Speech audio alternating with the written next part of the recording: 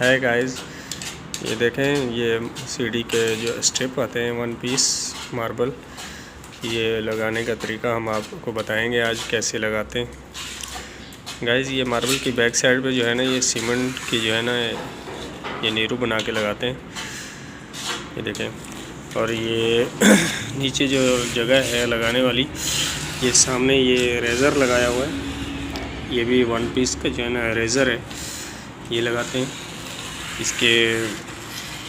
और जो है ना ये मसाला डालते हैं, सीमेंट का जो मसाला बना होता है वो डालते हैं, रेती और सीमेंट मिक्स करके जो बनाया जाता है। गाइस ये स्टिप लगाने का असल तरीका ये है कि इसको मेजरमेंट अच्छी होनी चाहिए। अगर मेजरमेंट नहीं है तो आपकी जो सीढ़ियाँ हैं वो प्रॉपरली ऊपर सही नहीं चढ़ेंगी।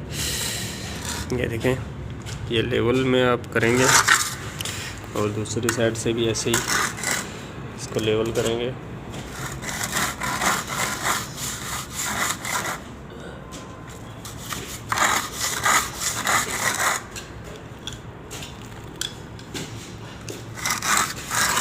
ये हमारे खलील भाई हैं, ये मार्बल ऊपर लेकर आ रहे हैं। ये हमारे सोहेल साहब हैं, ये हमारे बड़े मेसन हैं, सबसे बड़े सीनियर मेसन हैं। अभी ये हम स्टिप लगाएंगे।